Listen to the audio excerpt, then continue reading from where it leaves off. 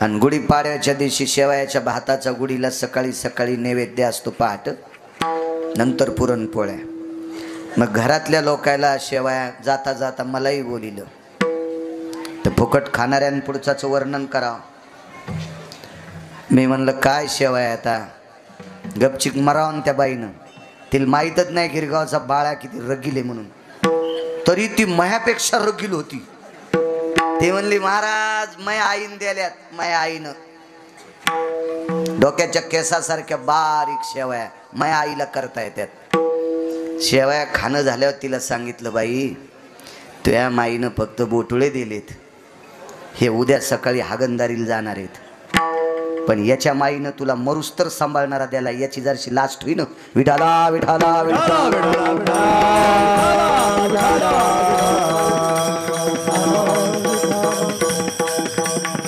आयुष्यभर तुझा होका पत्कारलाय ते त्याच्या माईनं दिलाय. याचं जरसं काही असावं की नाही, सुतक सोयी सुतक भान असावं की नाही. एका लुगड्यावर संसार. आई साहेबांना विचारलं महाराज हे लुगडं कोणाचं आहे? आमच्याच घरच्याच आहे. ते खोटं कसं बोलते? तिथं तुमच्या मायासारखा महाराज असता तर चालूपणा केला असता, ते तुकोबराय होते. आणि बर हे तुमच्या मंडळीचं लुगडं आहे? खालची काठी हात चळचळ कापत कापत असा काठीला हात लावला आणि काठीला टेकून विश्वाची मालकीन म्हाताऱ्या स्त्रीच्या रूपात अशी वाकत वाकत उभी राहिली. येते दादा, येते येते रे दादा. अरे असं वाटत होतं गोपीचंद लावलेले, बुक्का लावणारे, गळ्यात तुळशीच्या माळा घालणारे, पांडुरंगाचं भजन करणारे खोटं बोलत नसते तास कीर्तनात ऐकील तर रे दादा. पण आज लक्षात आलं तुळशीच्या माळा घालणारे पण खोटं बोलते. काय वाटलं असं नाही ऐकल्यावर? बाण मारल्यासारखा झाला हृदयाला, बाण. अरे लुगडं नाही म्हणता, दारात वळणीवर लुगडं वाळते आणि नाही म्हणता द्याचं नाही म्हणा ना. धर्मसंकट किती टोकाचं होतं बघा, दया कशाला म्हणतात. तुकोबरायने विचार केला या बाईला जर नाही लुगडं दिलं तर आपल्या गळ्यातल्या माळीपासून गोपीचंदापर्यंत घरानं येशीला गेले, आणि लुगडं जर दिलं तर संसाराची काय वाताहत होईल काय सांगता.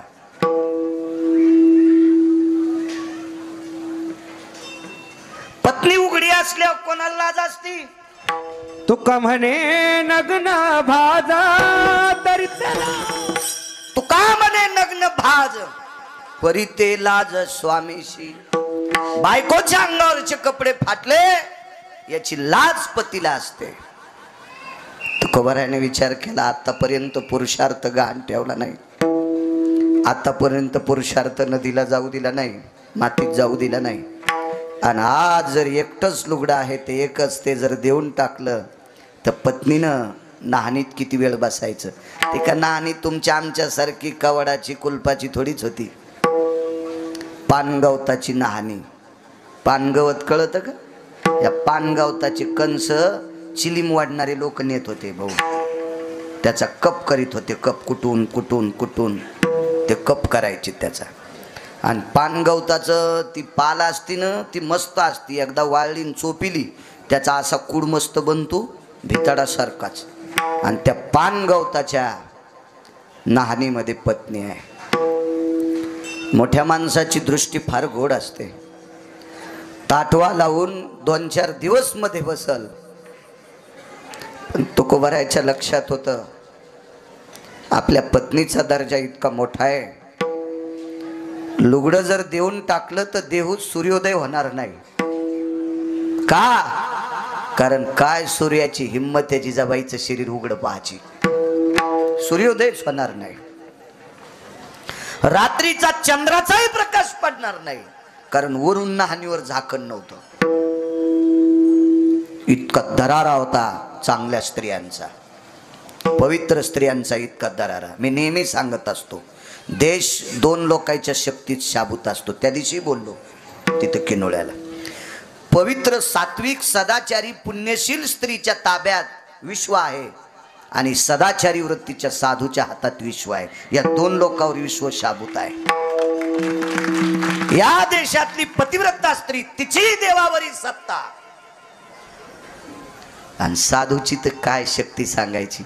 विटेवरच्या मालकाला शाबीत ठेवायची ताकद साधूते, त्याचं देव पण टिकवायची ताकद साधूत आहे. हे दोन लोकांवर विश्व आहे, सामान्य नाहीत तुम्ही. राज्य, राणी व संपत्ती, देशाची सर्वोच्च संपत्ती काय असाल तर तुम्ही आहात. हो, पण तुम्ही तसं चौकटीत वागायला पाहिजे. त्या चौकटीत वागल्या की मग मात्र तुमचा अधिकार इतका मोठा असतो. मोठ्यांचं वाक्य सांगतोय, ज्या स्त्रीच्या पायातली चप्पल सरळ आहे, आगा दक्षिणाधी पतयांभये, तिची चप्पल म्हणजे तुम्ही लोखंडाची घालता आणि कशी आचरणाची चप्पल.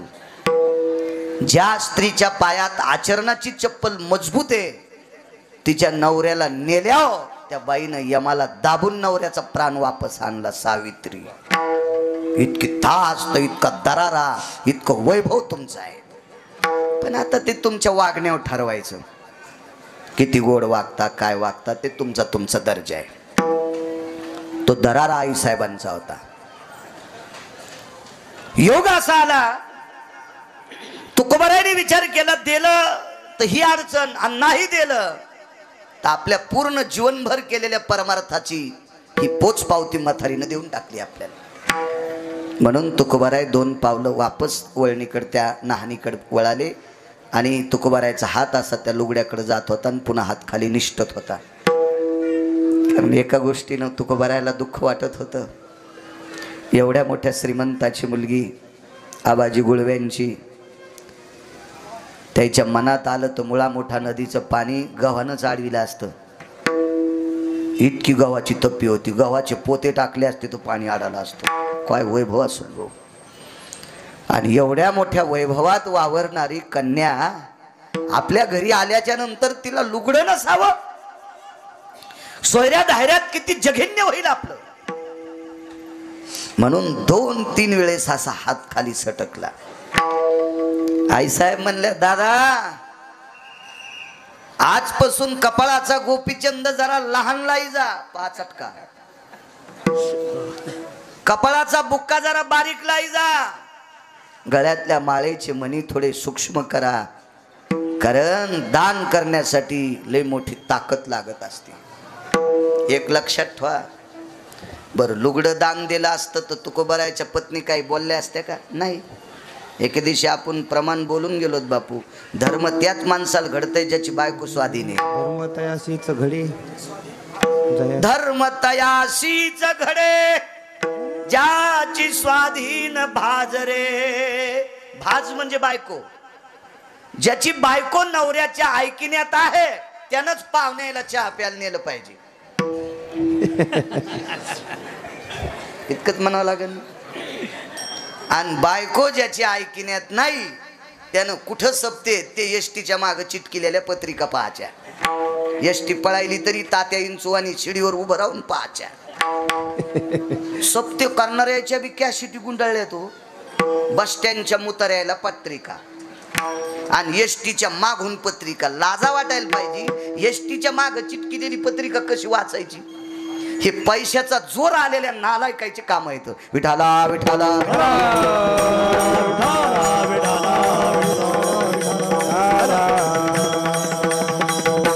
लोकायला वाटतं आम्ही परमार्थ करतो, देव कसा मान्य करील? आता मारुतीरायाच्या दर्शनाला कोणी यावं? जे इकडं तिकडं थुत्र घालीत नाहीत ते आहे ना.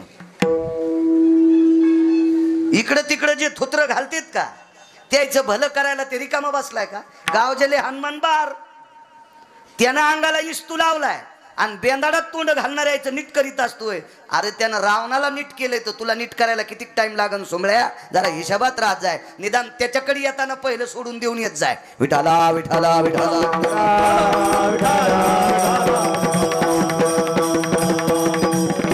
ह्याच नालायकांची जास्त गर्दी. शनिवारी मारुतीराय,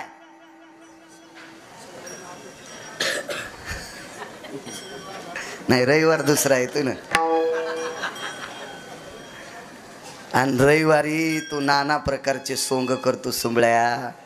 अरे त्याची एक चौकटी इकल्यावर 13-12 खासदार होता येते. अशा 7 चौकटी ज्याच्याकडे होत्या त्याला दुपारा आपटू आपटू त्यानं हाणले. तर तुला पप्याची माय जागवायचा ठिकाणा नाही आणि तो नाटकं करून त्याच्या पाया पडायला येतो. तुला तर इतका हानीन तो पहिलाच लाल आहे, तुलाही लाल करीन. विठाला विठाला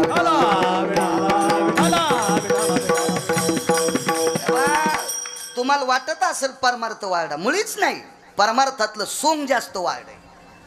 नवरात्रात चपला घालीत नाही, गादीवर काय बसत नाही, उपवास काय धरी तू, दसरा झाल्या वळणी इचकायलाय, पवळी इचकायलाय, गोरपडी धरायला.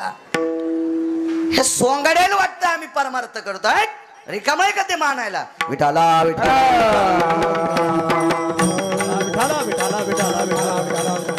बाईनं सांगितलं, अरे दादा वारकरी बाबा नाही लुगडं देऊ शकत. तो चौथ्यांदा हात वरी गेला, हृदयावर पाषाण ठेवला स्वामीजी आणि लुगड्याचा कोपरा धरून आला आधी लुगडं काढलं आणि डोळे झाकून म्हातारीच्या हातात लुगडं देऊन टाकलं. येतो माय. तुकोबारा इंद्रायणीचं स्मरण करत होते. अनंत पाप्यांचं पाप धुणारी तू, 360 तीर्थापैकी एक तीर्थराज आहेस तू. असं काय पाप जीवनात आहे ग की जेणेकरून घरातल्या लोकांना कपडे सुद्धा व्यवस्थित भेटू नये, तरी पण प्रारब्धाला दोष देत देत देत तुकोबाराय पुढे जातात. 5-25 पावलं तुकोबाराय पुढे टाकतात. त्यावेळेला तुकोबारायला सभोवताली असा तेजस्वी प्रकाश दिसतोय. तुकोबारायने विचार केला, आकाशात चंद्र दिसत नाही, चांदण्या नाही, प्रकाश कसला? मागं फिरून पाहिलं तर जगाच्या मालकिनीनं आपलं रूप प्रगट केलं. रूप प्रगट केलं. तुकोबाराय वापस फिरले, आईसाहेबाच्या चरणावर साष्टांग दंडवत घातला आणि तुकोबारायला आशीर्वाद देण्याऐवजी भाऊ विटेवरची मालकीन वाकली आणि तुकोबारायच्या पाठीवर विटेवरच्या मालकिनीच्या डोळ्यातलं पाणी टप टप टप टप पडत होतं. तुकोबाराय उठले, खांद्यावरच्या धोतराच्या कोपऱ्याने जगाच्या मालकिनीचे डोळे पुसले. आईसाहेब काय? तुकोबाराय मला मालकाने सांगितलं होतं तुला काय कोणाची परीक्षा बघायची असेल बघ, पण माझ्या तुकोबारायची पाहू नकोस. महाराज मला आज कळालं तुमचं दातृत्व. या परिस्थितीत असताना सुद्धा दया ही तुकोबारायची वाखाणत असताना विश्वाच्या मालकिनीचे डोळे पाझरावा इतकी टोकाची दया तुकोबारायकड. म्हणून पैठणचे मालक पहिल्या कडव्यात वेगळा सांगतो. विटेवरच्या मालकाच्या महाद्वारात पायरीवर एक 9.5 ते 13.5 वयोगटातली एक मुलगी बसलेली आहे. आणि नामदेवराय ज्या वेळेला मंदिरातला काकडा आरती पूर्ण आटोपून ज्या वेळेला बाहेर येतात त्यावेळेला ती जांभाळी दिलेली मुलगी पाहिली.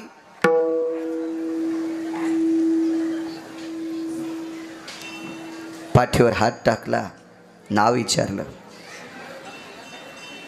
आई वडिलांनी या देहाला नाव जना ठेवलंय. बाई कुठं राहतेस? याच मंदिराच्या पायरीला. नामदेवराय होते. या देशाची नुसती संपत्ती नसून या देशातलं सर्वोत्तम रत्न आहात तुम्ही. आणि रत्न हे मांदूसात ठेवत असतात. रत्नासाठी मांदूस असते, हिऱ्यासाठी रत्नासाठी मांदूस. आणि रत्न ही मोकळ्यावर ठेवत नसतात. रत्नाला कवर असावं. बाल्य रक्षंती पिता, तारुण्य रक्षंती भ्रता, वार्धके रक्षंती पुत्रा, नैव नैव स्त्री स्वतंत्रता. बालपणा स्त्रीला आई वडिलांचं कवर असावं, तारुण्यात पतीचं कवर असावं आणि 90 वर्षाची बाई झाली तरी पोरायचं कवर असावं. स्वातंत्र्य नसावा तर त्या स्त्रीचं जीवन आकाशातल्या विजेसारखं तेजस्वी असतंय. इद्दुलता समतेजायाम आबला भयस्तते वच नैवम गांजा कसम लिखितम. हे काय गांजा फुक्यान लिहिलंय का? आकाशातल्या विजेसारखी तेजस्वी चपला असते ती. एका बाईचा अधिकार सांगू, एका स्त्रीचा एका स्पर्श करू नये. बाहेर दरुजात ते बसलेला आहे, महालात ती आहे आणि सोबत 2700 महिला आहेत. 2700 2700 बायका सगळ्या कुंकू लावणारनी होत्या. आणि एकटीनं सांगितलं, माझ्या या सौंदर्याच्या आशेनं दारात आलेला अल्लाउद्दीन खिलजी हे शरीराचे लचके तोडण्यासाठी आलाय. पाठीमाग कुंड पेटवलाय, जसा यज्ञाचा कुंड स्वामीजी तसा कुंड पेटिलाय. मी त्याच्यात जोहार करणारे, तुमची परिस्थिती काय? तिनं सांगितलं, तुम्ही शरीर पेटून घेतल्यावर त्याच्यासोबत जेवढं सैन्य आहे तेवढ्या सैन्याला आमच्या शरीराचे लचके तोडायला येईल. त्या हरामखोराचा स्पर्श तुम्हाला होऊ नये म्हणून तुम्ही जोहार करता आणि त्याच्यासोबतच्या नालायकाचा स्पर्श आम्हाला होऊ नये म्हणून 2700 स्त्रिया पद्मिनीच्या सोबत जोहार करून गेल्या. जोहार जोहार. तिच्या नवऱ्याचं नाव सांगता येईल कोणती एखादीला? नाही सांगता याचं. भंगिऱ्या महाराजांनी सांगितलेले नियम तुमच्या पाठ येतो. हा, मालकाला टायमाला जेवायला द्यायची नाही, पण नालायकाचे नियम गळ्यात बांधते. चांगलं कसं शिकत्याने? दम नाही कीर्तनायला, भागवतायला, रामायणाला. भांगार जास्त पाठ आहे तुम्हाला. विठाला विठाला विठाला.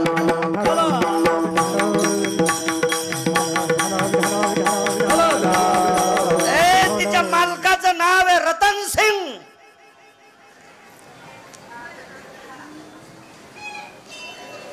वाघापेक्षा सिंहापेक्षा प्रचंड ललकारातले त्याचे 2 अंगरक्षक होते. स्वतःच बलिदान दिले. बलिदान. इतक्या मोठ्या तुम्ही, इतक्या मोठ्या. म्हणून ज्ञानोबाराय तुकोबारायच्या व्यतिरिक्त कोण्या भंगिऱ्याचं ऐकायचं नाही. गिरगावच्या बाळूचं पण नाही ऐकायचं. ते जर ज्ञानोबाराय तुकोबारायनं सांगितलेलं असलं तर ऐकायचं. पानछटायचं ऐकायचंच नाही. वाघिणीचे दूध पिणार आहे ना, कशाला शेळीच्या दुधात चपाती चुरायची? नाही म्हणले, शेळीचं दूध वनस्पती युक्त असते. तुला हाणायला पाहिजे नालायक कुठला. वाघिणीच्या दुधा इतकं श्रेष्ठ दुधा. अगा तेजा ही तेज भयो व्याघ्रम दुग्ध भयस्थितो केशरी दुग्ध असते वच तेजा भयस्ति नाशाय. काय गांजा फुक्यान लिहिलंय का? तेजाबाच्या कोटीपटीनं तेज त्या दुधात असतंय. त्याला वाघिणीचं दूध म्हणतात. वाघिणीचं 82 प्रकारची एकही बिमारी राहत नाही. पण वाघीण आणि शिवणी इतकी बहादर आहे, पिलाची जीभ लागल्याशिवाय दूधच येत नाही. तुम्ही पाय बांधून दूध काढलं ना तर धुपण येते. धुपण धुपण. दूध नाही. दूध फक्त एकाच पठ्ठ्यानं काढलं, त्या घोड्यावरल्या रयतेचे राजा छत्रपती शिवाजी महाराज. कोणा कोणा नालायकाला दूध नाही काढता आलं. आणि दूध फक्त काढता आलं असतं स्वामीजी तर सर्कशीतल्या लोकांना दूध विकलं असतं 3 लाख रुपये तोळा. गाढवाचं दूध 150 रुपये गरम. आमच्या गल्लीत एक गधी घेऊन आलं. गधी. गधीच असते ना गाढवाची बायको. गाढवीन. गाढवीन आणि गधी काय भाषात फरक आहे ना. वांगण बैंगण एकच आहे ना, आहे का नाही? गधी घेऊन आलं. 150 रुपये ढक्कन, 150 रुपये ढक्कन. आणि एवढं ढक्कन ते 5 ml चं. मी त्याला म्हणलं पाना. ते म्हणलं तिला सकाळीच आलाय. असं पिळलं ते लहान लेकराला पाजायचं, पोटातलं येत नाही. मग गाढविणीच्या दुधात इतकी ताकद आहे बापू, तर शिवणीच्या दुधात काय ताकद आहे? पोटात बिमाऱ्या राहत्या ना. उलट हे ज्याला खेटलं त्याच्या बिमाऱ्या जात्या. इतकी ताकद. ज्ञानोबाराय तुकोबारायचा परमार्थ म्हणजे वाघिणीचं दूध आहे. अमृताला लाचविल इतका मोठा परमार्थ आहे. चोट्याचं ऐकतात काही बी. आपलं काय सांगू लागलो? हा, नामदेवरायनी जनाबाईला पाहिलं. ही वस्तू कवरात गोड दिसती. कवरमध्ये 5 लाखाचं घड्याळ घेतलं आणि त्याचा वरचा काच फुटला. चुना ठेवायच्या तरी कामी आहे का ती? चुना काही लागन ना त्या काट्याला, जाते ना मोडून. ते 5 लाखाचं घड्याळ आहे, पण काचामुळं शाबूत आहे. नाही तर पाणी गेलं, कचरा गेला, धूळ गेली. तसं ह्या घड्याळाचे 5 लाख सांगितलेत. मारुतीरायाला जन्म देणाऱ्या अंजनीची किंमत करता येते का ब्रह्मदेवाला? आपा करता येते का? ह्या मंदिरात जर महिन्यात इतकं अन्नदान होतंय, तर पवित्र भारत देशातल्या मारुती पुढे किती अन्नदान होत असेल याचा विचार करा ना. मग इतकं अन्नदान जर अंजनी मातेच्या मुलाच्या पुढे, तर अशा मुलाला जन्म देणारी अंजनी माता किती तेजस्वी असेल. हा, पण केशरी नावाच्या एका पवित्र वानर राजाच्या कवरात राहणारी स्त्री होती. ती कवरात राहणारी स्त्री, कवरमध्ये. नामदेवरायने विचार केला, काही वस्तू कवरमध्ये असल्या की बऱ्या दिसतात. बाजारामध्ये गाजरं, वांगे, टमाटे हे मोकळे असतात, आणि सोनाराच्या दुकानातल्या अंगठ्या ह्या दिसत आहेत, पण वरून काचा असतोय. अशा बचबच घेता येत नाहीत. त्या मौल्यवान वस्तू आहेत, त्याच्या कोटीपटीनं तुमचं शरीर मौल्यवान आहे. म्हणून जास्तीत जास्त कपड्यानं झाकून घेत जा. हो, पदरा असं शेतकऱ्यांना आसूड सोडल्यावानी सोडी जाऊ नका. नका का राहू द्या, आता कुठे ऊन लागत आहे तुम्हाला, डोके नका का झाकीनच, पण पाठवून घेत जा. आणि जिला पदर पाठवून घ्यावाच वाटत नाही, तिनं पप्याच्या बापाला सांगायचं, पैसे मातीत घालू नको, येतानाच पदर कापून आण, आणि ते पदर त्या दुकानदाराच्या डोंबल्यावर घाल. आणि मग दुकानदार म्हणेन पदर कस काय कापला, तर म्हणायचं माझी बायको होंडी सोसायटीची अध्यक्ष आहे. मारुतीराय पुढे ती स्त्री बसलेली मारुतीरायला आवडती. गोळ्या नाही संपल्या गिरगावच्या बाळूच्या. मारुतीराय एकदा अंगठी घेऊन गेले स्वामीजी. पंढरपुरातल्या मालकाने मर्यादा पुरुषोत्तम रामचंद्राने मारुतीराय जो अंगठी दिली, भाऊ ही अंगठी जी ओळखीन ती माई पत्नी आहे. महर्षी अगस्तीने अंगठी घातली होती. शंकरबुवा अंगठी शेपटीत बांधली आणि शेपटीला घंटा बांधली, म्हणून मारुतीरायाच्या शेपटीत कुठं कुठं घंटा असलेलं चित्र आहे. पण ती स्मरणात राहावा अंगठी. 2 कारण आहेत. एकदा वाल्मिकाच्या आश्रमातून श्लोक आणला होता प्रभू रामचंद्राला दाखवायला. ते म्हणले होते मला इंद्रजित उठवायचा. इंद्रजित मा जावाई म्हणले उठवायचा. मारुतीराय म्हणले तुमच्या मनावर नाही, बोलीला वाल्मिक तैसेच करीन आणि वरतून दावीन म्हणे नामा. आणि म्हणून वाल्मिकाच्या आश्रमातून श्लोक फाडून आणला, ते शेपटीत बांधला आणि प्रभू रामचंद्रात पुढे टाकला. वाचल्याबरोबर लक्ष्मणाला सांगितलं नाही उठीत आहेत, द्या फुकून. वाल्मिकाच्या पुढं मालकाला जाता येत नव्हतं. आणि तिथे एकदा घंटी आणि इथं अंगठी बांधली शेपटीत. हा, ते का तुमच्या मायासारखा नोकर होता का? मालकान दिली जाऊस तर घालू. बाप्पा असं नोकर असं का दिली मालकानं? ते काय तिथं गेल्यावर देऊ? ती का मळायली का? नाही, पवित्र लोकांची वस्तू पवित्र ठिकाणी शेपटीत बांधून ठेवली. आणि अशोक वाटिकेत मी मनानं काही फुसक्या सोडणार नाही. वारकरी संप्रदायातल्या कीर्तनकारानं वाचिल्याच्या व्यतिरिक्त बोलणं गाईचं मांस खाल्लं इतकं पाप लागतंय. आणि ते कशाला पाप घेऊ मी तुम्हाला काही पण सांगून. स्वामीजी ही अंगठी घेऊन मारुतीराय ज्या वेळेला सीताई साहेबाच्या पुढे अशोक वाटिकेत गेले, त्यावेळेला सीताई साहेबानं माझ्या मारुतीरायकडे पाहिलं, तर मारुतीरायची मान अशी खाली होती. सीताई साहेबांच्या लक्षात आलं पशुच्या योनीत जन्मलेला एक वानर काय अनुरागी आहे. पण मारुतीरायने विचार केला, आपण किती जरी म्हणलं मी रामप्रभूचा दूत आहे, तर राक्षसांचा जास्त सुळसुळाट असल्यामुळं सीता आपल्यांना रामप्रभूचा दूत मानणार नाही. म्हणून मारुतीरायनं शेपटी जवळ घेतली, त्याच्यातली अंगठी सोडून पुढे टाकल्याबरोबर ऐका प्रकार, ऐका पैठणच्या मालकांचं वाक्य, अंगठी पाहिल्याबरोबर तेचा आचळू सरसावला. आचळू म्हणजे पदर. अंगठी पदर तर जास्त माग गेलेला नव्हताच, पण इंच अर्धा इंच जर माग गेलेला असेल तर सोन्याच्या अंगठीत अंगठी किंवा सोनं पाहिलं नाही. हे अंगठीला प्रभू रामचंद्राचा स्पर्श झालेला आहे, म्हणून त्या अंगठीत रामचंद्र पाहिले स्वामीजी. आणि अंगठीला बघून तेचा आचळू सरसावला. प्रभू रामचंद्राचा स्पर्श झालेली अंगठी बघितल्याबरोबर सीतेचा हात पदराला जातोय. तुमचे सुद्धा पुरुष बघितल्याच्या नंतर पदराला हात गेला पाहिजे. पदर ज्या ह्याच्यात घेत नाहीत त्यानं पाठ झाकली पाहिजे. अशी जर स्त्री त्याच्या दरबारात आली तर ती मारुती राहायला आवडती, अन्यथा मारुती राहायला ती आवडत नाही. विठाला विठाला विठाला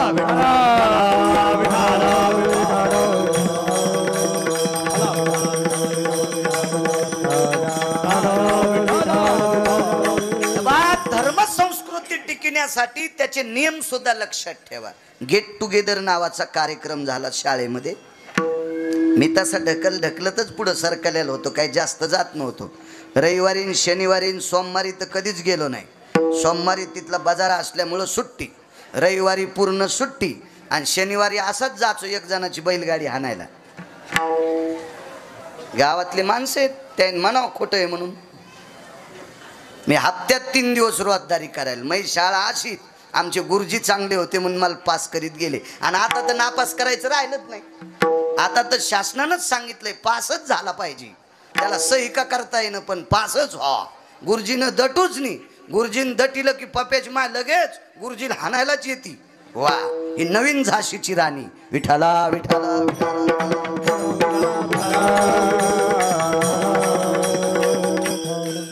तर माझ्या 3 वर्गानं मुस्लिम समाजाच्या 4 विद्यार्थिनी होत्या स्वामीजी, 4. तर गेट टुगेदरच्या कार्यक्रमामध्ये त्या त्यांचा बुरखा घालून आल्या आणि फोटो काढणार आहेत म्हणून बुरखे त्यांनी पिशवीत ठेवले. तितक्या वेळापुरता फोटो घेऊ दिला आणि नंतर बुरखा घातल्याच्या नंतर त्यांनी सांगितलं आमच्या संस्कृतीमध्ये फोटो काढणं ही परमिशन नाही. किती सांभाळतात ते लोक, किती सांभाळतात. ह्या लोकांची जराशी तरी आपल्याला वाटली पाहिजे. विठाला विठाला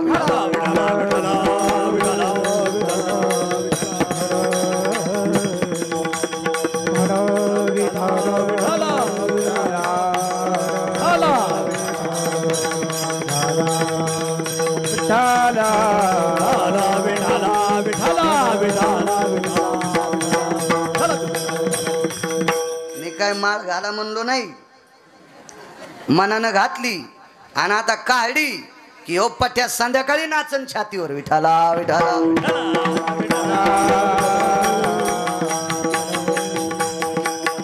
वारकरी माणूस बिचारा.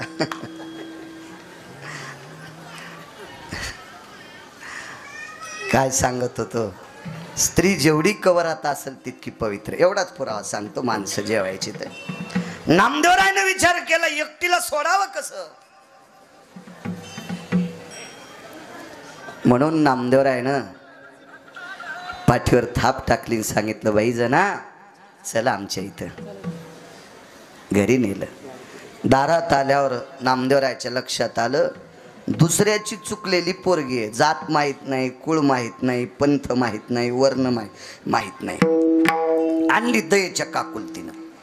पण दारात आल्यावर आपण आईला बाबाला विचारलं नाही. बाबा कामावर आहेत मंगळवेड्याचं भांडार सांभाळायला आणि आई घरी आहे. दारात आल्यावर आईला विचारलं आई ग. गोणाबाई बाहेर आल्या. काय रे नामा. आई मालकाच्या मंदिरात पायरीवर बसलेली ही मुलगी एकटीच होती. माय नाही, बाप नाही, भाऊ नाही, चुलता नाही, चुलती नाही, कोणी नाही, एकटीच आहे. घरी आणलं. गोणाबाई आतमध्ये गेल्या आणि यायला 5-4 मिनिटं लागले. नामदेवरायच्या लक्षात आलं आपली आई जनाबाईला मधात येऊ देत नाही. पण वेळ लागला. वेळ याच्याकरता लागला लेक सासरून माहेरी आली ना, तर माय नाही तर आजी एक कुटका भाकरीचा तिच्या डोक्यावर फिरीतीन वरी फेकून देती पाखरायला. ही पद्धत होती आपल्याकडं पद्धत. आताच्या माईला कळणं आणि पोरीला काय नाही. तिच्यावर कुटका कशाला फेकीन. ही ज्या घरी गेली तिथला कुटका सासूचा बंद केलाय आणि सासऱ्याचा कुटका बंद केला हिच्या ह्या आगलावीनं. तर हिला तिथून आल्यावर कुटका फेकायची काय गरज आहे. काळ बदलला, सगळं बदललं. हो, जी सासू सासऱ्याला भाकरी देत नाही का तिचा संसार मारुतीराय शेपटीनं खालून पेटीत येईन. हो, तिने याचच नाही इकडं मंदिराकडं. हो, ज्या सासू सासऱ्यानं आपल्यासाठी 72च्या दुष्काळात मिलू खाल्ले, बरबडे खाल्ले, जवगहू खाल्ले आणि त्या सासू सासऱ्यानं प्रॉपर्टी आपल्याला कमवून ठेवल्यात. आणि त्या सासू सासऱ्याला जी सून भाकरी घालीत नाही तिची सून म्हातारपणी चिमणी टाकून फुकीन तुला. तुम्ही याला बी टाळ्याच वाजवायले. विठाला विठाला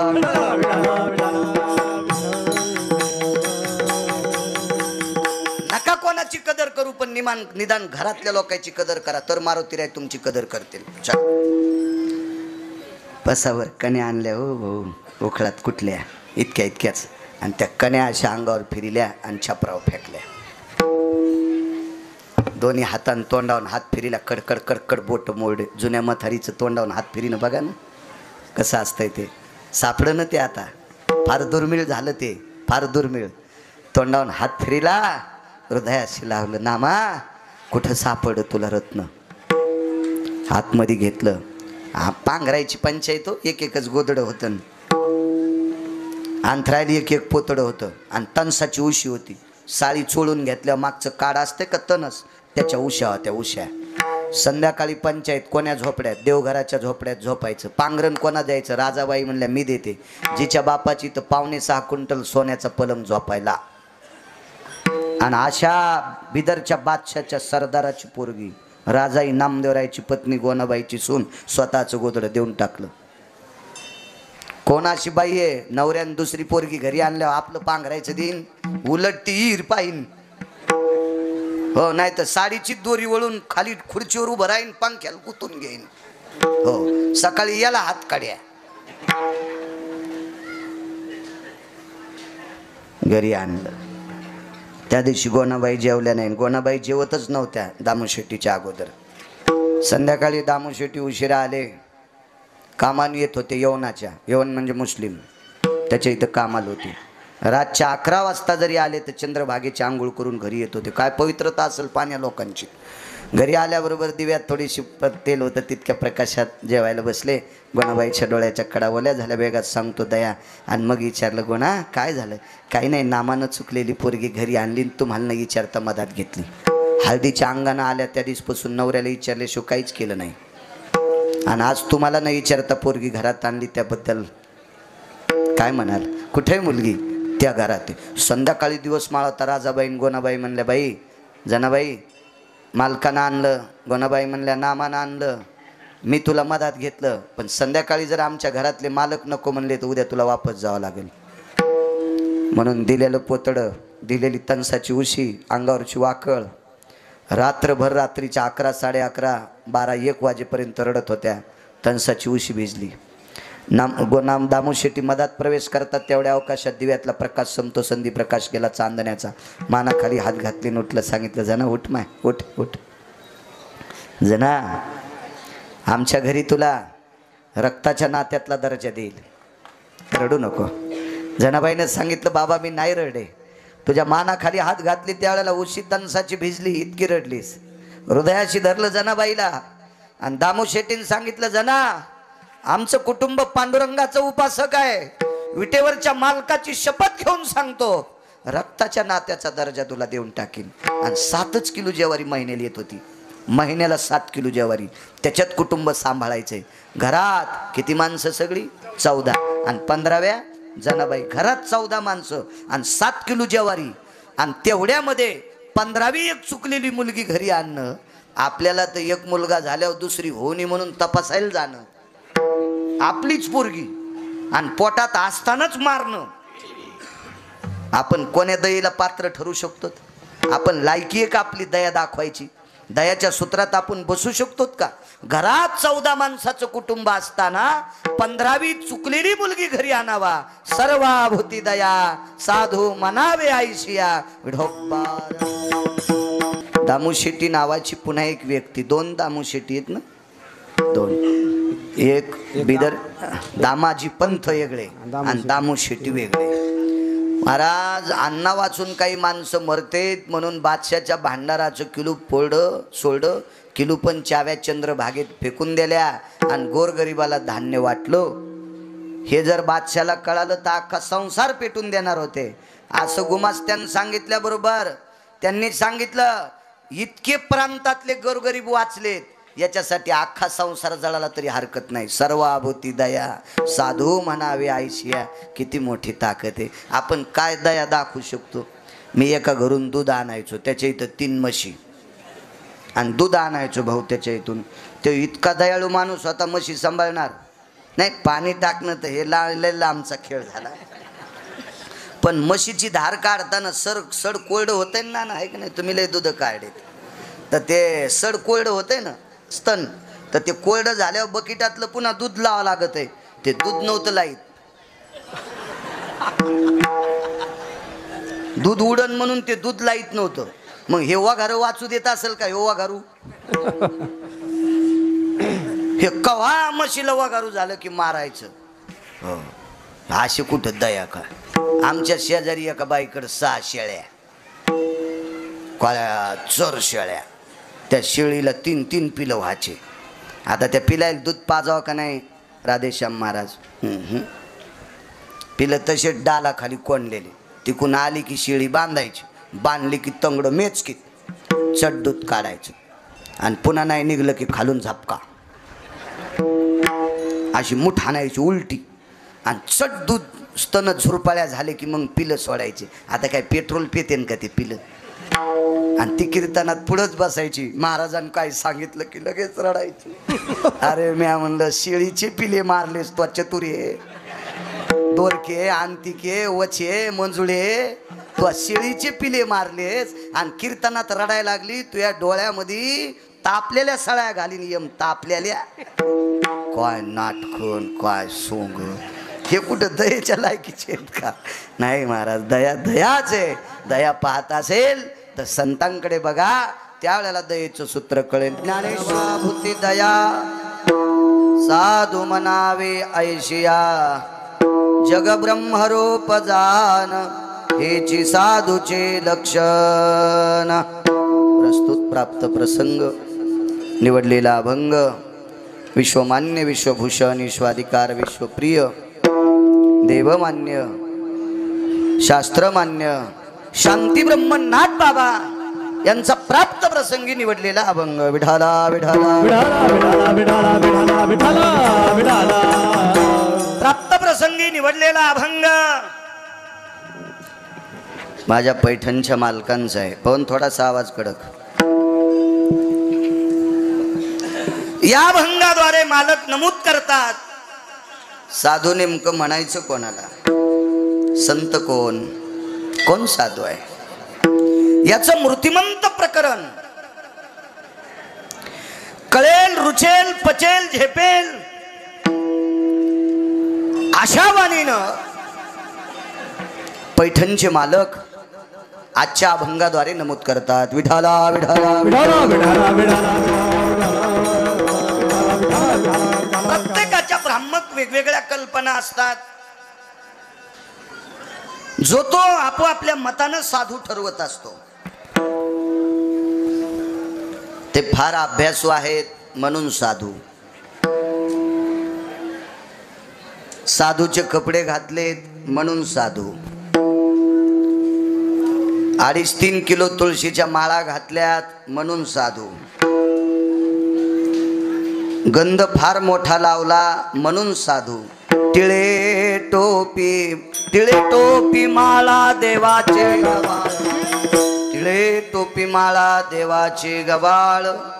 वाढवी ओंगळ पोटासाठी. किती लोक दाखवायचे तुम्हाला दिवसा साधून, संध्याकाळी सगळंच साधू. सापडतेत माणसं खूप. मग एखाद्या वेळेस वेश साधूचा घेतला असेल म्हणजे साधू नाही. पांढरे शुभ्र कपडे आहेत म्हणून साधू नाही. बकायाम कांती भवेषु धवलाति जायते न प्रियाः. अभक्षाम भयाति भकानाम किमं साधुस्ततेव च. जगात एकही साबून नाही बगळ्याच्या पंखा इतके कपडे पांढरे होतील पण काही वेळानं मळतील. बगळा मळाल्याला पाहिला कधी? काहीच नाही, पण थुत्तर घाणे बगळ्याचं. अभक्षा अस्तितो भया. काही खातंय म्हणून साधूच्या यादीत नाही. पांढऱ्या शुभ्र कपड्यानं जर साधूच्या यादीत बगळा आला असता तर आपल्यापेक्षा नंबर त्याचा लागला असता. पण कपड्यानंही साधू होऊ शकत नाही. एक म्हणे गंध फार मोठा लावलाय. आपण सगळेजण सकाळी आंघोळ केल्यावर गंध हाताने लावतो आणि अशा मंदिर आहेत लोक लावतात.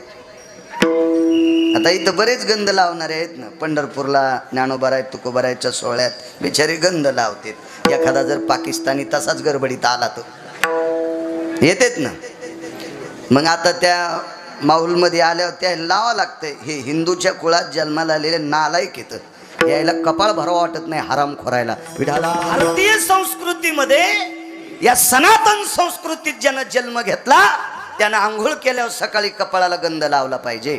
आणि गंध लावायचा कटाळा येत असेल तर तो हरामखोर इकडचा नाही तिकडचा नाही, दोन्ही पेवावरी ठेवू जाता हात, पेवावरी ठेवू जाता, दोन्ही पेवावरी ठेवू जाता, दोन्ही पेवावरी ठेवू जाता.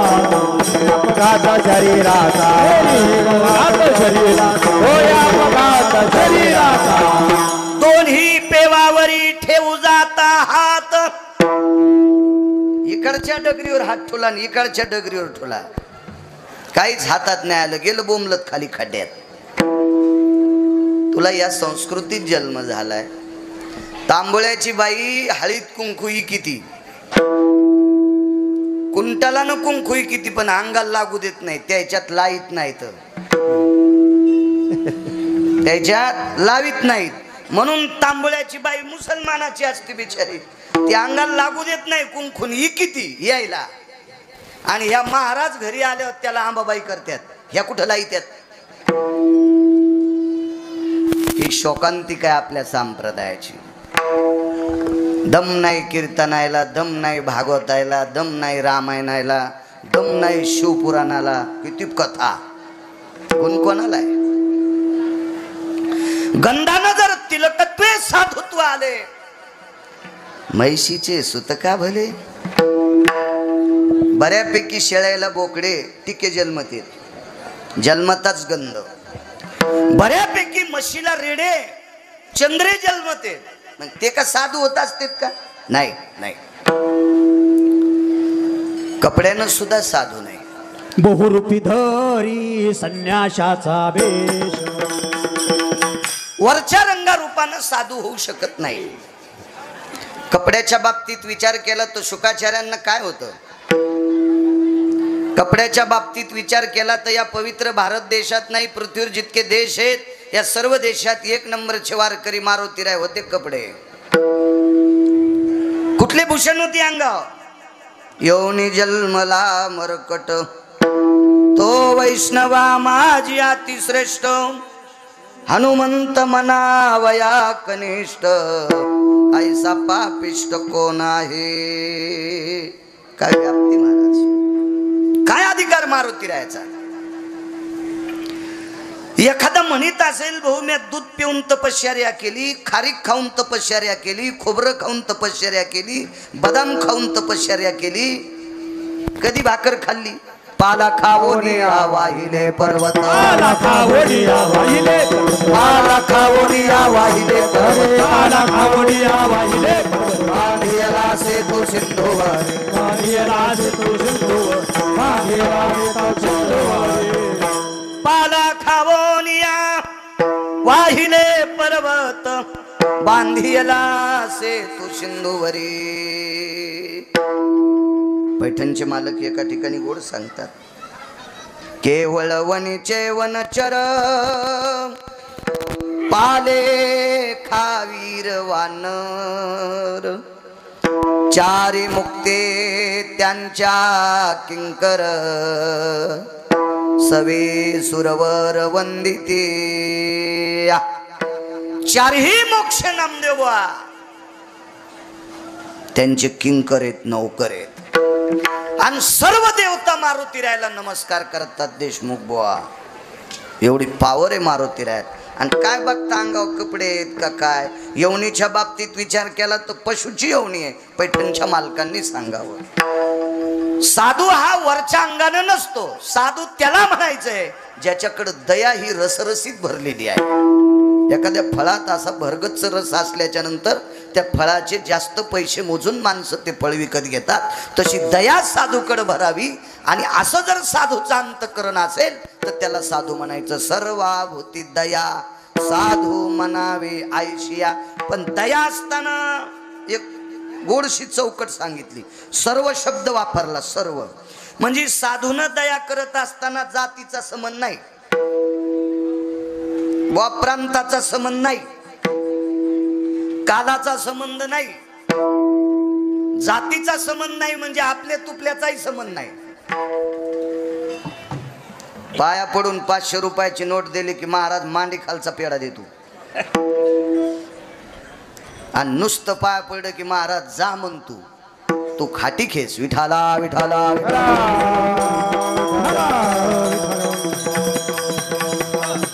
लाखो रुपये पायावर टाकणाऱ्या भक्ताला सुद्धा तेच प्रेम द्यायचं. आणि गरीबाकडे संध्याकाळचं खाला नाही ते पाया पडा असेल तर तेच प्रेम द्यायचं. ही वृत्ती ज्याची आहे साधू म्हणावे आयशिया. सर्व हा शब्द संख्यावाचक नाही, सर्व हा शब्द जातवाचक नाही, सर्व हा शब्द लिंगभेद नाही, स्त्री नाही पुरुष नाही, आबाल नाही वृद्ध नाही, कोणी असो सर्वावर दया करायचं. साधू म्हणावे आयशिया. जग ब्रह्मरूप जाण हेची साधूचे लक्षण. विश्व ब्रह्मरूप वाटलं पाहिजे साधूला. सर्वाभूती समदृष्टी. साधूची दृष्टी सारखी असली पाहिजे. कधी मध्ये मदत करणाऱ्याला महाराजाची गाडी उभी राहती आणि सप्त्यात येणा घेणाऱ्यासाठी गाडी पळती. कसं त्याला महाराज म्हणता येईल? तू माणसातलं जनावर आहेस बिना शेपटीचं. विठाला विठाला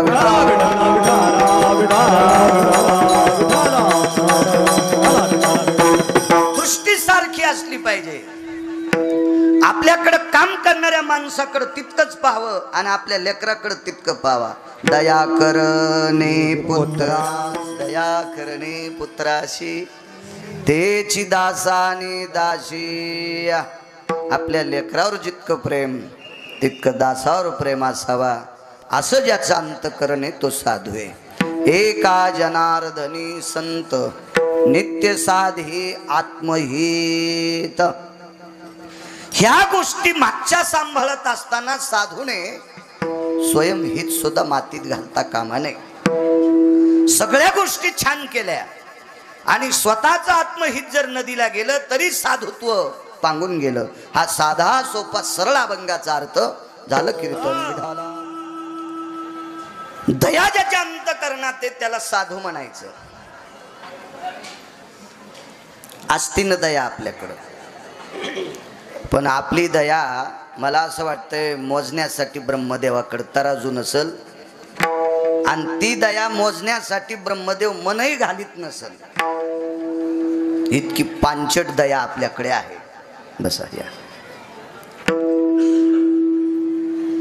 दया कधी कळती माहितीये का? एखाद्या वेळेस आपल्याकडे बैल 2 असावा आणि 4 बैलाचं काम असावं. आपलेही बैल आवताला, ज्याचे आणलेत त्याची तिफणीला, आपले रासनीला आणि दुसऱ्याचे तिफणीला. मग ताण रासनीच्या बैलाला असतो का तिफणीच्या? हुशार आहेत माणसं. मग घरून मिळवून तिफणीच्या बैलाला असावं का रासनीच्या जास्त? ते रासनी चालते त्याचे असतेत ना, आणि तिफणीचे सोडून दिले पडकात. कस का नाही ज्वारीच्या बुडक्या व्हायच्या? हा, कस काय ज्वारीचे कंस मोठे होतील? ही आपली नालायक दया आहे. म्हणून आपण साधूच्या यादीत नाहीत. विठाला विठाला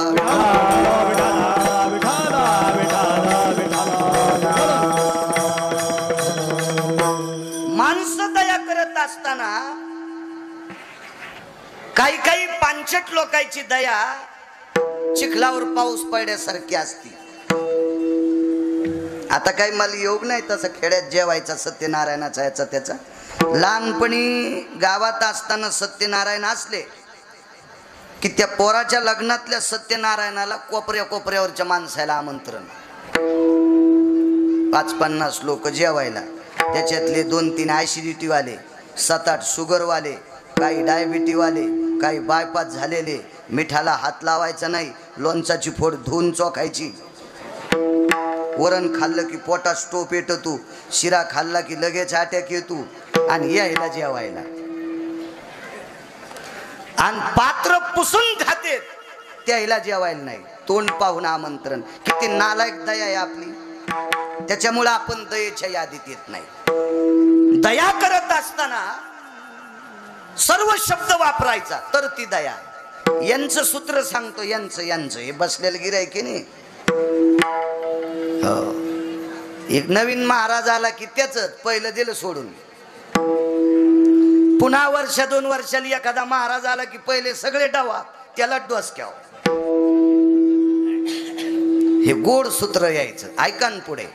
संक्रांतीच्या कालामध्ये 5-6 प्रकारचं वाण, गुळाचं ढेकूळ, त्याच्यात किलोचं, अर्धा किलोचं, पाव किलोचं, चांदीचं बगवं, पितळाचे बगवे आणि शॅम्पूच्या पुड्या.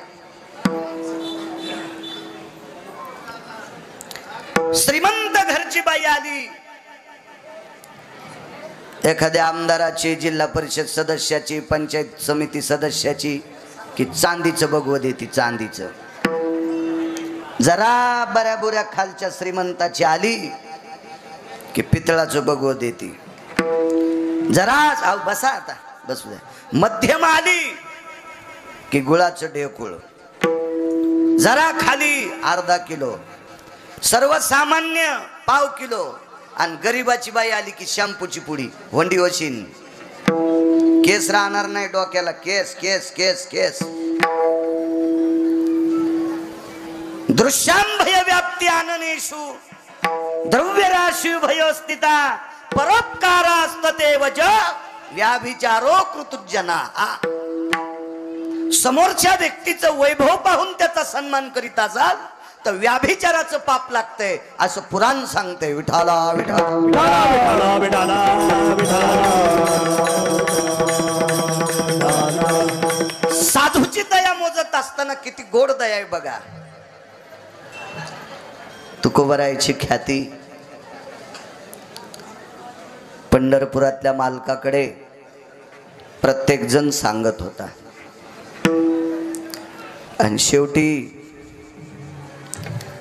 तुकोबरायचं नाव एखाद्या वारकऱ्याच्या मुखातून ऐकलं की पंढरपुरातल्या मालकाचं अंतःकरण भरून याचं.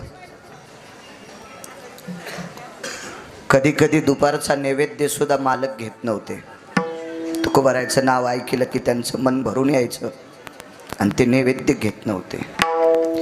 एके दिवशी विटेवरच्या मालकीन, जगाची मालकीन आई साहेबांनी मालकाला विचारलं, स्वामी मी बऱ्याच वेळेस बघते तुम्ही तुकोबरायचं नाव ऐकल्याच्या नंतर दुपारचं जेवण बंद करता, काय प्रकार आहे? रमा, लक्ष्मी, काय तुकोबरायच्या बाबतीत सांगू ग तुला. तुकोबरायच्या भक्तीचा व्यासंग, परोपकाराचा व्यासंग, त्यांच्या वागण्याची लीला, या सगळ्या गोष्टी ऐकल्या, नुसतं नाव ऐकलं की समोर चित्र दिसतंय आणि मन भरून जाते. आई साहेबांनी ठरलं परीक्षा पाहायची. परीक्षा पाहायची ठरलं. तर मालकाने निषेध केला, नकार दिला. रमा, तू तुकोबरायची परीक्षा पाहायला जाऊ नको ग लक्ष्मी. दया कशाला म्हणते सांगते. पण लक्ष्मी जरी असेल तरी स्त्री भाव आहे.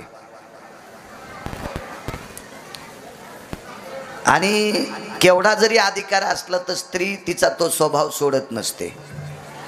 मला सांगा, विश्वाच्या मालकाची पत्नी सीताई साहेब, जिच्या मालकाच्या कृपेशिवाय झाडाचं पान हालत नाही, सूर्याचा प्रकाश नाही, तुम्ही आणि मी इथं किती दिवस बसवायचे, कोण्या दिवशी मळ्यात फुकायचे, हे जिच्या मालकात ताकद आहे, तिला हरणाच्या चोळीची अपेक्षा व्हावी का?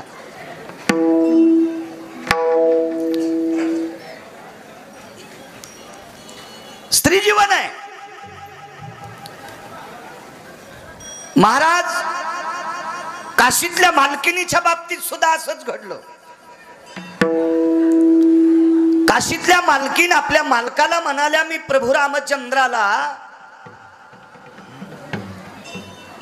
थोडस फसवणं नाही म्हणता येणार, त्यांची परीक्षा पाहण्यासाठी जाते. तर काशीतल्या मालकांनी सुद्धा पार्वती आईसाहेबाला सांगितलं होतं, सती नको ग नको ग नको ग. पण आईसाहेब सीता होऊन गेल्या. पार्वती जब सीता बनके प्रभु राम सम्मुख आई, प्रभु राम ने उसे माता कह के शिव की महिमा गाई. आणि म्हणून आईसाहेब हळदीचा मळवट भरून तुळजापुरात बसल्या. स्त्री भाव आहे. विटेवरच्या मालकिनीला पंढरपुरातल्या मालकानं 6 वेळेस सांगितलं होतं की या 6 लोकांकडे जाण्याचा प्रयत्न करू नकोस, आणि जायचंच असेल तर आदर भावानं जाय, परीक्षा ह्या भावानं जाऊ नको. एक सांगतोय. आणि पंढरपुरातल्या मालकीन तुकोबारायकडं त्यांची परीक्षा घेण्यासाठी पोचल्या. जगाची मालकीने लक्ष्मी आईसाहेब आहेत, त्या एक सामान्य रूप धरलं आणि देहूमध्ये तुकोबारायच्या दारात आईसाहेब पहाटे पहाटे 3-3:30च्या सुमारास तुकोबारायच्या वृंदावनाच्या जवळ आईसाहेब बसल्या. अत्यंत क्षीण जीर्ण, जरा पूर्ण अशा गालाच्या कातड्याच्या अशा झुरळ्या लोंबलेल्या, इतकं माथारपण घेतलं भाऊ, इतकं माथारपण, चक चक चक माथारपण. अंगावरचं वस्त्र इतकं जीर्ण आहे. आता तर तेवढं जीर्ण वस्त्र कोण्याच बाईला नाही. कारण सांगू, साड्या इतक्या झाल्या, त्या साड्यावर टप घ्याल्यात, आणि त्याच साड्या इतक्या झाल्यात म्हणून डुकर मधात घुसूनी म्हणून पिकाला लावायल्यात. साडीतली पावर लक्षात आली का तुमच्या? डुक्कर पण साडीला भेटे. गळ्यात शपथ, मी शेतकरी आहे ना स्वामीजी, डुक्कर पण भेटे. साडीला काटे आहेत का? ना आहेत कंट, पण डुक्कर तोंड लावायच्या आधीच माग सरकत आहे. म्हणून आपल्या लोकांना पण लुगड्याच्या लांब राहिलं पाहिजे बरं जरा. हो, डुक्कर पण भेटय. काय ताकद. बरं, मी खोटं सांगत असेल तर तुम्ही प्रवास करताना काय डोळे झाकून फिरतात का? तुम्हाला कळत नाही का रस्त्याच्या कडीला शेतीला ते कुंपण केलेलं? अहो, ताराचं कुंपण ठीक आहे, कुपाट्या लावणं ठीक आहे, साड्याच डुकर पण भेटे तो साड्याला. डुकर इतक्या साड्या झाल्या, टिपणीला कासरा पण साड्याचाच. पहिला पेरणारा बायकोचं तोंड पाहत नव्हता पेरणी होऊस तर, आणि बायकोची साडी जर हातात, मग पुन्हा काऊन नाही बुडक्या वाच्या. इतक्या साड्या म्हणजे कपड्याची अडचण नाही. आता फक्त शोकानं माणसं बेजार असतील. भाकरी वाचून बेजार आहे असा महाराष्ट्रात माणूसच नाही. पंढरीतल्या मालकानं भाकरीची आणि कपड्याची व्यवस्था महाराष्ट्रातल्या प्रत्येक माणसाची गोड पद्धतीने लावली. 30-40 वर्षापूर्वीचा काळ सोडून द्या आणि आताचा काळ. योग असा आला, विटेवरच्या मालकिनीनं असं साधं रूप घेतलंय. अंगावरचं वस्त्र फाटकय. आईसाहेबांनी फाटकं वस्त्र घातलं म्हणून चंद्रानं डोळे झाकले. काय त्याची मायवी आली, आईसाहेबाचं शरीर पाहायची, डोळे झाकले. डोळे त्याने एकदा चूक केली तर तोंड काळं झालतं. त्याच्यामुळं तिथून पुढे चंद्रानं चुका करायच्या सोडून दिल्या. नको म्हणला आपल्याला चूक करायचं नाही. चांदण्या क्षीण झाल्यात. आणि तुकोबारायांनी वळणीवरचं धोतर खांद्यावर टाकलं आणि रामकृष्ण नामाचा जयघोष करीत करीत घरातनं पाऊल बाहेर टाकला. आणि इंद्रायणीकडे स्नाना करता तुकोबाराय निघाले. पण दारात आल्याबरोबर चांदण्या क्षीण येता, चंद्र ढगाच्या आडंगी गेलाय, पण दारात थोडासा प्रकाश पडला होता, तो जगाच्या मालकिनीचा पडलेला आहे. सर्वाभूती दया सांगतोय आईसाहेबाचा. लक्ष्मी आहे महाराज, ती लक्ष्मी आहे. लख प्रकाश आहे. पाहिलं तुकोबारायनं, काय माथाडी आहे. आणि तुकोबाराय आल्याबरोबर अंग हलवायला सुरुवात केली. काय करता येत नाही नाटक. लक्ष्मी तिला काय करता येणार नाही. तुकोबारायांनी पाहिलं, माय कोण आपण? मी प्रवासी आहे. कुठून आलात? आमक्या ठिकाणी. कुठं जायचंय? कसलं घर आम्हाला? या विश्वातले सगळे रस्ते आमचे, या विश्वात जे झाड विश्रांतीला मिळेल ते झाड आमचं, आमचं जीवन पक्षासारखं.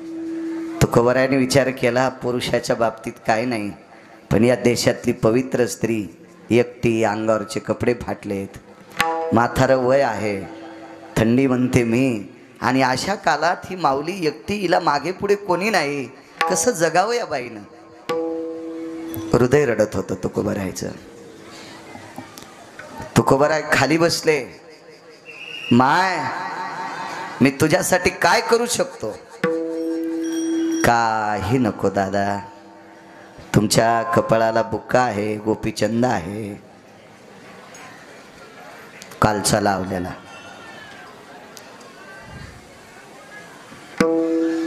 ते तुकोबाराय होते. गळ्यामध्ये तुळशीच्या माळा येतात, गालावरच्या कालच्या मुद्रा मोडल्या नाही. तुम्ही निष्ठावंत वारकरी आहात म्हणून तुमच्याकडे फक्त एका लुगड्याची अपेक्षा केली, एका लुगड्याची. फाटले हो लुगडं, आणि तुमच्यासारखे वारकरी आम्हाला रिक्त हस्ते पाठिणार नाहीत. अशी अपेक्षा करून तुमच्या देहूतल्या बड्या बड्या मोठमोठ्या लोकांचे घर सोडून मी तुमच्याकडे आले. आई साहेबाला काय माहित असावा, नुसत्या देहूतच तुकोबाराय मोठे नाहीत,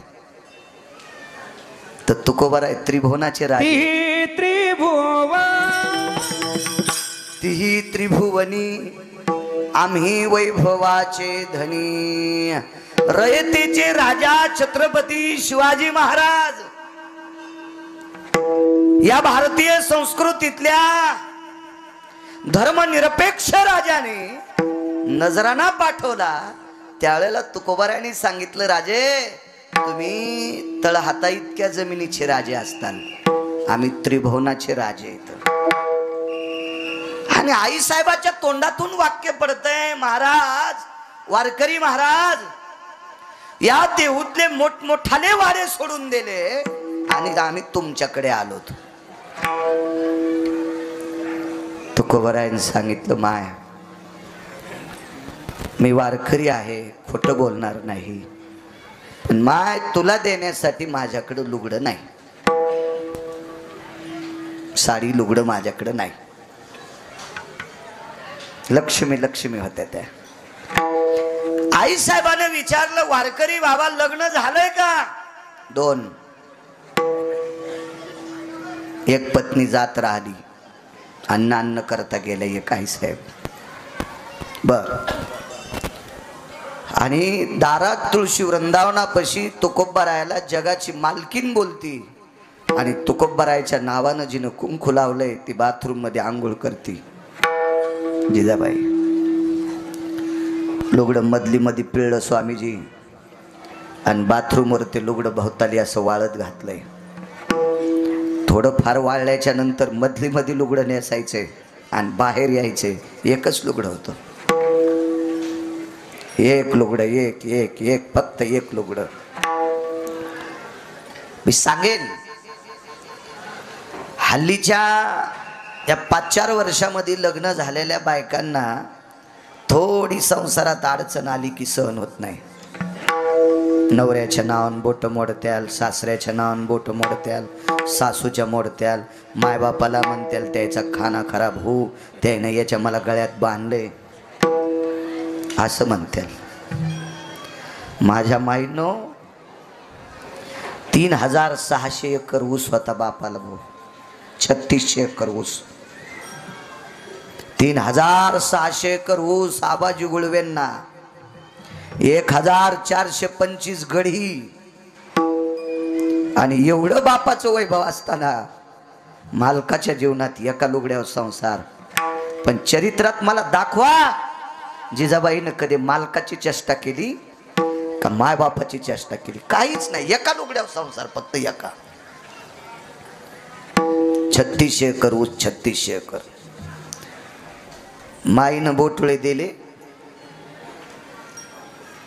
आणि गुढीपाडव्याच्या दिवशी शेवयाच्या भाताचा गुढीला सकाळी सकाळी नैवेद्य असतो पहाट, नंतर पुरणपोळ्या. मग घरातल्या लोकायला शेवया जाता जाता मलाही बोलिलं. तर फुकट खाणाऱ्यांपुढचाचं वर्णन करावं. मी म्हणलं काय शेवया आता, गपचिक मरावून त्या बाईनं. तिला माहीतच नाही गिरगावचा बाळा किती रगील आहे म्हणून, तरी ती मायापेक्षा रगील होती.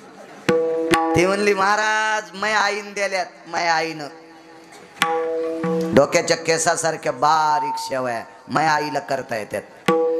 शेवया खाणं झाल्यावर तिला सांगितलं बाई तुझ्या माईनं फक्त बोटुळे दिलेत, हे उद्या सकाळी हागंदारीला जाणार आहेत, पण याच्या माईनं तुला मरुस तर सांभाळणारा द्याला, याची जरशी लास्ट होईन.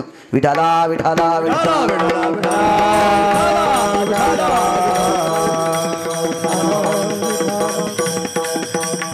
आयुष्यभर तुझा हक्क पत्करलाय ते त्याच्या माईनं दिलाय. याचं जरासं काही असावं की नाही, सुतक सोयी सुतक भान असावं की नाही. एका लुगड्यावर संसार. आई साहेबांना विचारलं महाराज हे लुगडं कोणाचं आहे? आमच्याच घरच्याच आहे. ते खोटं कसं बोलते? तिथं तुमच्या मायासारखा महाराज असता तर चालूपणा केला असता, ते तुकोबराय होते. आणि बर हे तुमच्या मंडळीचं लुगडं आहे? खालची काठी हात चळचळ कापत कापत असा काठीला हात लावला आणि काठीला टेकून विश्वाची मालकीन म्हाताऱ्या स्त्रीच्या रूपात अशी वाकत वाकत उभी राहिली. येते दादा, येते येते रे दादा. अरे असं वाटत होतं गोपीचंद लावलेले, बुक्का लावणारे, गळ्यात तुळशीच्या माळा घालणारे, पांडुरंगाचं भजन करणारे खोटं बोलत नसते तास कीर्तनात ऐकील तर रे दादा. पण आज लक्षात आलं तुळशीच्या माळा घालणारे पण खोटं बोलते. काय वाटलं असं नाही ऐकल्यावर? बाण मारल्यासारखा झाला हृदयाला, बाण.